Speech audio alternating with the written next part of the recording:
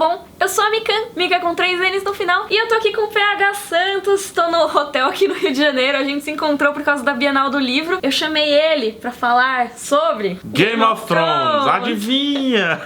PH, apresenta seu canal pro pessoal que não conhece ainda. Gente, só acessa aí, canal do PH, ou então se for Vai mais estar aqui simples... na descrição. Show, mais simples ainda, ó, phsantos.com.br. Então phsantos.com.br, como aquela moto nos impediu Exatamente. de falar. E é só acessar aí rapidinho. Eu falo muito sobre cinema, um pouco sobre TV, e quando Game of Thrones está ativo, eu falo bastante sobre ele. E o tema que a gente vai falar, vocês sugeriram pra gente no Twitter. A gente não previu que ia gravar essa collab, então a gente pediu sugestão de temas pra vocês. E o tema é a verossimilhança em Game of Thrones, que é uma coisa que eu sempre quis falar aqui no canal, mas eu sempre tive um pouco de medo do hate. Então é legal ter o PH aqui também, porque ele é crítico de cinema e ele vai explicar pra gente esse conceito da verossimilhança.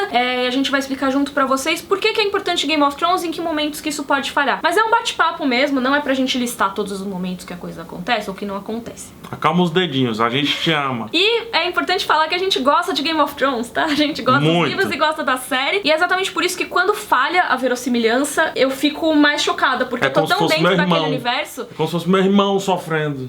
Quando eu tô dentro daquele universo, eu tô tão mergulhada nele, no sistema de funcionamento dele, que quando uma coisa tá errada no mundo, é como se um carro aqui começasse a voar sozinho, sabe? Por aí. Eu fico, cara, isso não acontece nesse mundo. Então, quando acontece alguma coisa bizarra em Westeros, eu fico chocada. Mas tô me adiantando aqui, vamos lá. Não, eu acho que, assim, primeiro explicar o conceito de verossimilhança, né? O pessoal confunde verossimilhança com verdade. E não é. Não é verdade, assim, verdade é isso aqui, né? Somos duas pessoas, ela tem o cabelo preto, eu tenho o cabelo preto e existem outras pessoas que têm o cabelo loiro, branco e etc. Se nascer uma pessoa, sei lá, com o cabelo de todas as cores ao mesmo tempo, a verossimilhança do mundo pode estar um pouco confusa. Sim. Porque esse conceito ainda não foi apresentado. Então, verossimilhança é a verdade dentro de um microcosmo específico. Sim. Né? Dentro de Game of Thrones, por exemplo, vamos citar rapidinho um cavaleiro usar armadura, uma pessoa andar de armadura pela rua. Pronto. Esse tipo de coisa, né? É o que a audiência vai perceber como uma verdade possível. Exatamente. Né? A verossimilhança. É a verdade possível dentro daquele universo, né? É legal isso que você falou, porque verossimilhança é como se fosse um índice, é como se fosse um menu, né? Muitos autores, e também no série de TV, livros, filmes, melhor dizendo, eles guardam o primeiro momento para definir esse menu. Tudo que é possível e muitas coisas que não são possíveis. Ou seja, ele tá definindo a verossimilhança, onde ela deve se encalcar naquele mundo ali. Ou seja, no primeiro ato eles vão definindo as regras, vão Exatamente. Apresentando aquele universo. E isso é muito importante para uma história, porque você sabe o que você pode esperar, o que você não pode esperar. Porque, por exemplo, você tem uma história, essa história se passa no nosso mundo real. Aí, que nem eu falei, o carro começa a voar, você não tava esperando isso acontecer.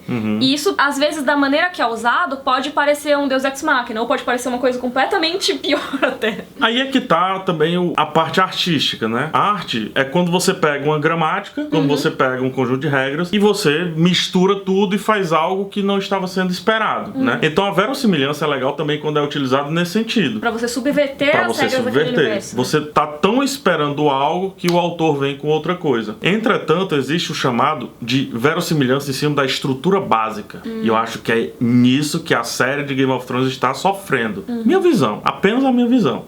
Que é tempo, distância e etc. É como se a partir de hoje o nosso calendário não fosse mais o nosso calendário. E isso não te ajuda a inverter uma história. Muito pelo contrário. É a dificuldade necessária para aquela história ser valorizada por nós, espectadores, né? Quando a história é difícil de ser contada, pra gente ela é melhor. Sim. Ela tem mais informação, né? Sim. Se eu simplesmente chegasse e falasse o final da história pra você, você não teve uma história ali. Você tem coisas, fatos citados.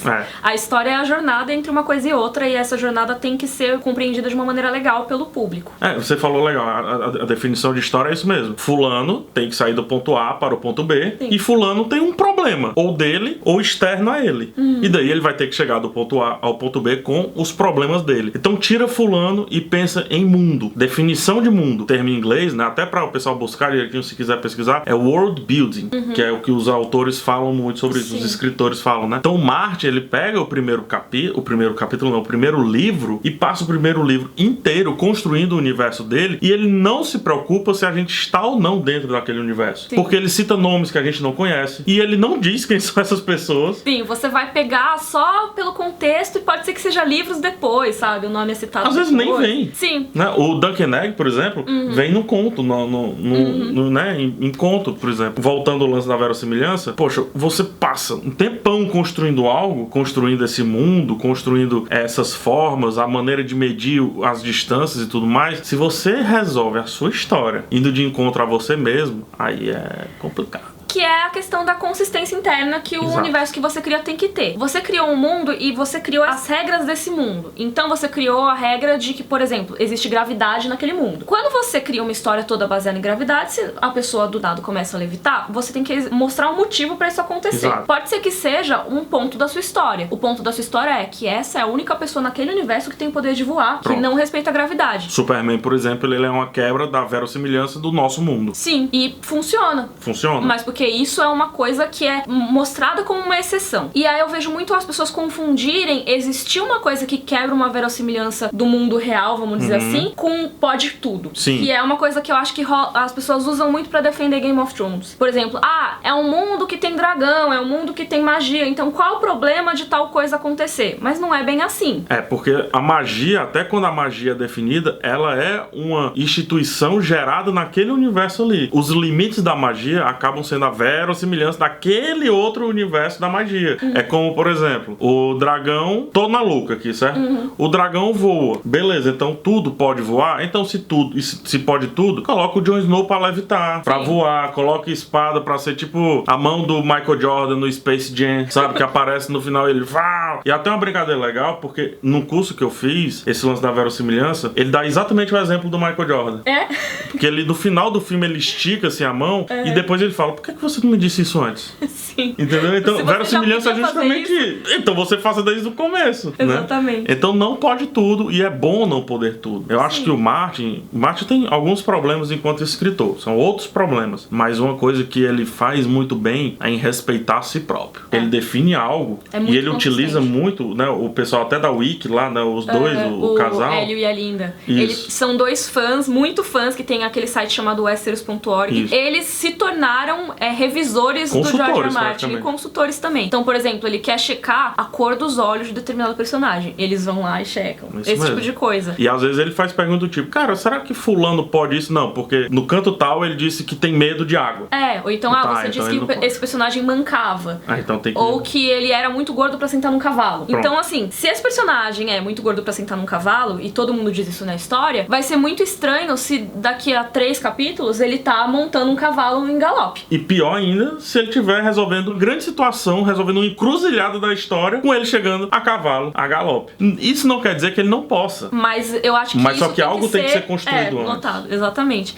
O problema sempre é quando a coisa acontece do nada. Quando você quebra essa expectativa que você tem dentro do universo e você não explica por que aquilo aconteceu, você não dá um motivo, você não constrói antes. Existe uma brincadeira bem legal, isso tem muito propenso escritor em todo canto que eu vou, e existe uma brincadeira muito legal pra você definir a sua história e também pra você analisar a história de um filme, ou seja lá o que for. Coloca tudo que a história te deu até agora dentro de uma garrafa e fecha a garrafa. E aí você vai escrever o final. E você só pode escrever com o que tá dentro dessa garrafa. Não pode aparecer um demônio do meio da terra e resolver a história. Inclusive, você pode sim fazer o Jon Snow voar, mas coloca um elementozinho do tipo, um dia, algum dos primeiros homens levitou um pouquinho. A velha ama contando isso. Sim. E aí já um foreshadowing ali do que pode acontecer. Exatamente. Aí você tá quebrando um pouquinho, né? E Game of Thrones fez isso muito bem em várias ocasiões já. Na o série próprio Jon Snow ressuscitar, por exemplo, você já tinha precedentes. Você tinha o Beric Dondarrion, por exemplo, e foi mostrado como que o Senhor da Luz pode ressuscitar pessoas. Exatamente. E até no livro tem mais um exemplo. Então, assim, ainda não aconteceu essa ressurreição do Jon no livro, mas as teorias de fãs já apontavam que isso poderia acontecer, exatamente porque o próprio universo deu essas regras que mostram que esse personagem poderia ser revivido por um sacerdote vermelho. E aí existe outro problema, que é o meu problema com ressuscitar. Que eles voltam diferentes, não é isso? No livro, a punição tá clara. Na série, pra mim, não houve punição com o Jon Snow. Também não, exatamente. Com o Beric, o quê?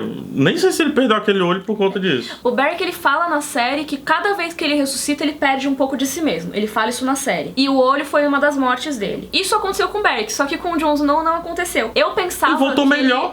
Eu pensava que ele ia voltar, não sei se necessariamente do mal, mas que ele ia voltar com alguma coisa diferente do que ele era. Por exemplo, o Bran, ele recebeu uma punição muito interessante por ter sido o Corvo de Três Olhos. Ele virou um pedaço de sei lá, um pedaço de madeira. Sim, né? ele não tem mais as emoções que o Bran diálogo Stark dele teria. com a Mira, eu acho fantástico. Eu gosto muito. Porque aquele diálogo é uma punição daquele personagem que a gente tanto gostava. Sim, eu fico brava exatamente por gostar do Bran, mas assim, É isso que eles eu querem. fico feliz pela narrativa, entendeu? E aí o Jon Snow não tem punição. Pior ainda, qualquer coisa que aconteça no final da série com a Daenerys, seja ela viver ou principalmente morrer, vai ficar sempre a pulga atrás da orelha. Por que é que não ressuscitam ela?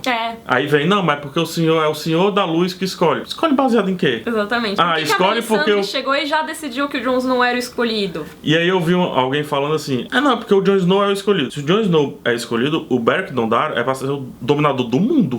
Que ele foi ressuscitado. Porque ele voltou 80 vezes. Aquela coisa. O Senhor da Luz, ele tem que ver quem que ele vai trabalhar. Dá pra você justificar, mas assim, quando você fica se perguntando muito por que o enredo não fez determinada coisa, pode ser que você tenha um problema aí na história. Pode ser que ela não tenha sido muito bem explicada e que tenha algum probleminha de verossimilhança, né? E é justamente isso, verossimilhança. Além de tempo, tamanho, porque tem que ser definido o tamanho. E nessas histórias, né, tamanho às vezes não é metro, porque não tem isso. Então o autor vai lá e eu sempre cito esse fato porque eu acho muito legal. O Afonso Solano, no Espadachim de Carvão, ele mede tamanho por cascos.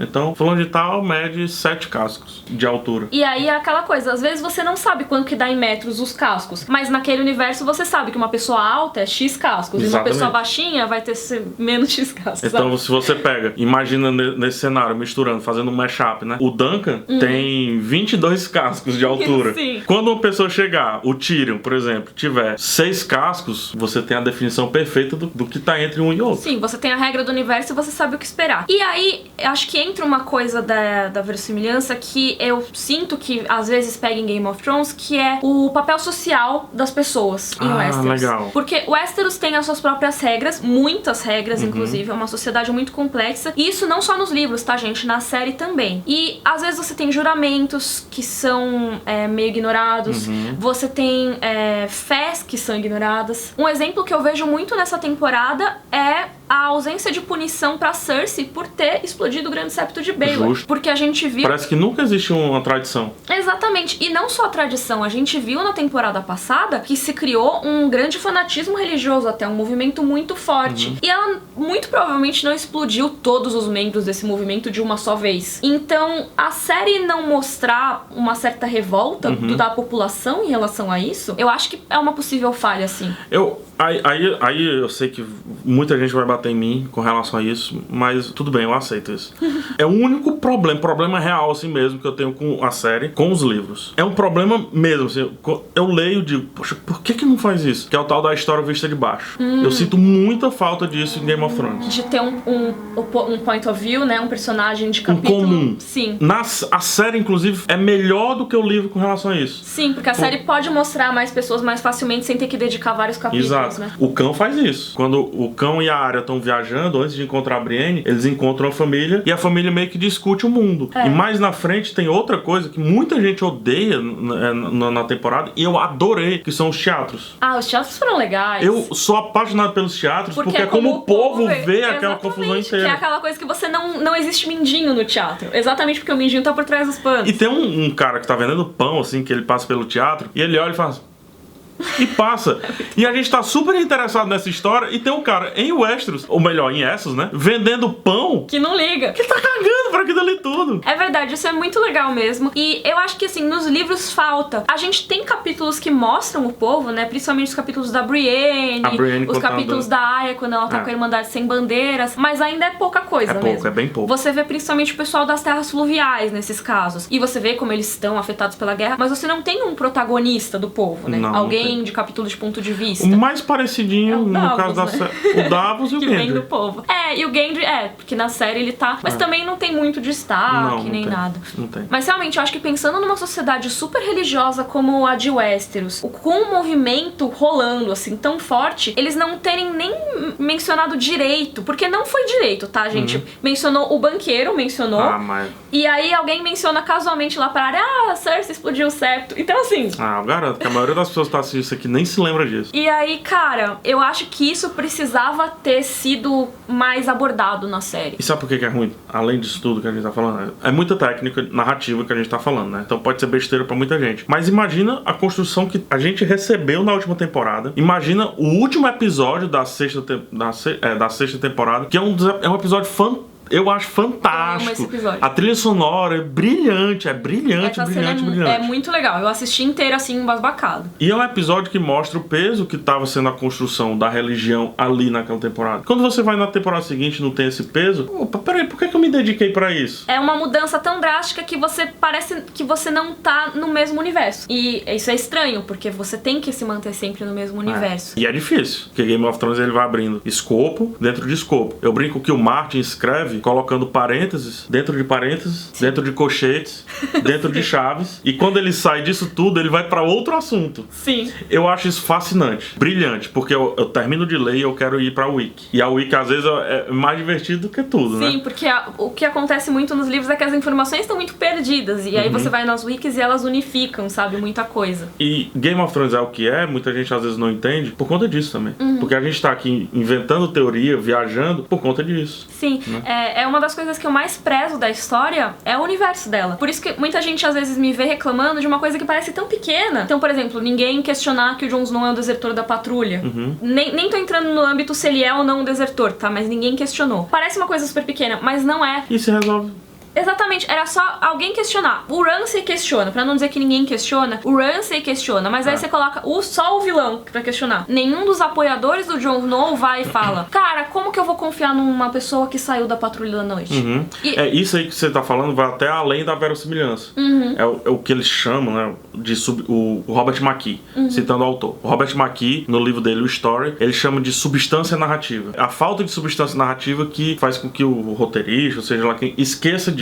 Mais uma vez, esquecer disso. A terceira temporada não foi toda disso? Sim. A quarta temporada também não é Patrulha da Noite pra cima e pra baixo. Não é tão legal o lance dos votos da Patrulha. Eu chorei quando o Jon Snow fez os votos. Sim, é uma coisa super importante E agora pro Jon. não. Agora já era. E a gente tem que lembrar que não é uma coisa também que é levada levemente no universo, porque a nossa primeira cena com o Ned Stark é ele decapitando um desertor da Patrulha da Noite. Então Porque isso já fugiu. estabelece. É uma regra estabelecida desse universo. Desertar a Patrulha da Noite, a punição grave. é morte. É isso mesmo. Aí vai, eu vou colocar a saída aqui só pro pessoal não vir nos comentários falar. O Jon Snow morreu, então muita gente considera isso, e ele mesmo considera isso, então beleza, ele tá isento dos votos da Patrulha da Noite. Beleza, eu acho que isso é super considerado uma justificativa mesmo. Também acho. Só que ele não quer contar pra ninguém que ele ressuscitou. Então, as pessoas que não sabem que ele ressuscitou, consequentemente que ele morreu, deveriam se perguntar: ih, rapaz, esse bicho aí não era Você pra não cá." era da Patrulha da Noite? O que você tá fazendo aqui que não tá na muralha? Aí alguém chega: não, parece que ele andou morrendo aí. Sabe? É o tipo de coisa que você poderia resolver com um pouco mais, mas ninguém questiona. Isso me incomoda um pouco por ser um desrespeitinho das regras do universo ali. Mas aí agora vamos acariciar, né? Que tem muita coisa boa que eles fazem, tá, gente? Muita coisa boa, e é um universo complicadíssimo. O Martin deu nas mãos do Benioff, né? Dos dois Do D&D. do D&D. Deu um negócio complicadíssimo, Sim. que é Game of Thrones. E até o universo ainda em George R. R. Martin expansão. achava que era impossível de adaptar. Os caras eles fizeram uma tarefa ali. Nossa, o trabalho pra mim é comparável com os Seus Anéis em termos de adaptação. Comparável mesmo. Não estou falando que Game of Thrones é melhor, pior, ou Sim. comparável com... não só isso. Mas é uma Eles tinham obra difícil de exatamente, pronto, é isso. Tem muito acerto em cima de coisas que ninguém espera. Tem muito acerto em cima de um monte de coisa que a maioria dos filmes, eu não tô falando de série, a maioria dos filmes erram. E só realmente- que a gente só quer o bem dos nossos filhos, né? É, exatamente. Eu sempre falo que quando eu questiono essas coisas, não é porque, nossa, ele está procurando pelo em ovo na série. Não, é porque eu gosto tanto que eu quero que seja melhor. É, Eu isso quero aí. que seja o mais legal possível. E eu acho que tem a capacidade de ser. Tem. Eu acho que eles têm, porque eles já provaram muitas vezes que eles conseguem fazer muitas coisas legais, cara. E às vezes até melhor que o livro, em alguns momentos. Algumas coisas melhor que eu lembro. Tem cenas extras, tem coisas que são melhores Menos que o Jaime. Menos o Jaime, é verdade. Eu fiz um vídeo sobre o Jaime, inclusive saiu hoje. Não sei quando que vai sair esse vídeo. Já saiu, tá mas no já izinho. saiu. Tá Tá aqui na descrição e no coisa. Mas que nojo eu tenho do Jaime da série, cara.